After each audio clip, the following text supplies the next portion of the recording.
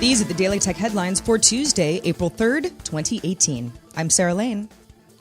Spotify goes public today on the New York Stock Exchange, but as a direct listing without a traditional IPO. The NYSE set Spotify's reference price, not the same as an IPO price, at $132 ahead of Tuesday's trading. Existing Spotify shareholders can now sell directly onto the stock market.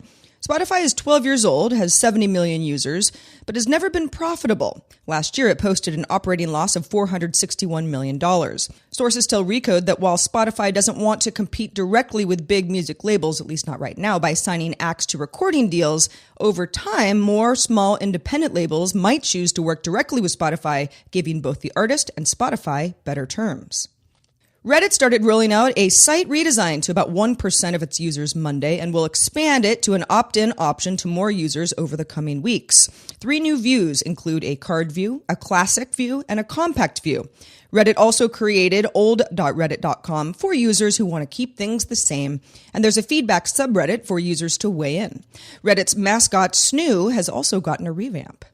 Intel announced its first Core i9 chips for laptops. The top-of-the-line model is the Intel Core i9-8950HK with max speeds of up to 4.8 gigahertz with Turbo Boost, and also the first mobile Intel processor to offer 6 cores and 12 threads, which Intel says is a 29% overall speed boost over the previous 7th-gen Intel chips, 41% improvement for gaming, and up to 59% faster 4K video editing. Intel also announced i5 and i7 processors for laptops.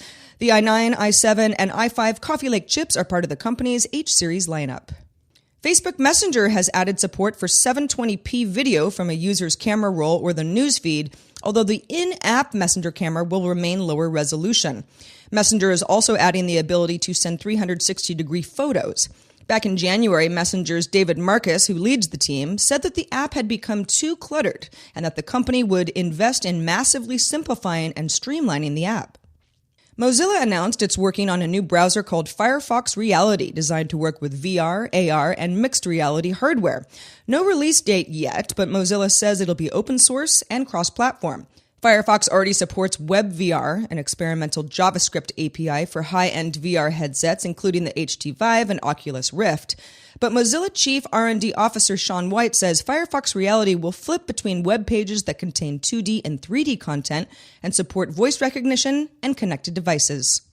Grindr security chief Bryce Case said that the company has stopped sharing users' HIV status with third-party vendors Localytics and Aptimize, but that there has been a misunderstanding of what was actually being shared, and that sensitive information was encrypted and not shared.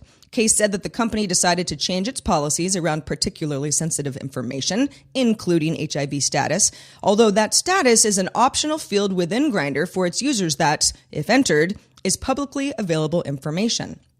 John Gianduria is stepping down from his post as Google head of artificial intelligence after 2 years. Google engineering executives Ben Gomez and Jeff Dean will take over the department jointly. The information reports that Gianduria will stay at Google and be more hands-on with technology. And finally, last Friday, Instagram reduced how much data developers can pull from the Instagram API, quite a bit, from 5,000 to 200 calls per user per hour. And some third-party apps, for example, an app that lets people see if someone follows them back, are hitting API limits and broken functionality. The company isn't commenting on the reduction, but did say it stopped accepting submissions of new apps. Last week, Facebook announced the same after backlash from the Cambridge Analytica scandal. For more information of the tech news of the day, subscribe to dailytechnewsshow.com. Daily Tech Headlines is supported by you. Yes, you. Maybe you. Hopefully you. Thanks to all who support the show at patreon.com/DTNS. I'm Sarah Lane, and talk to you next time.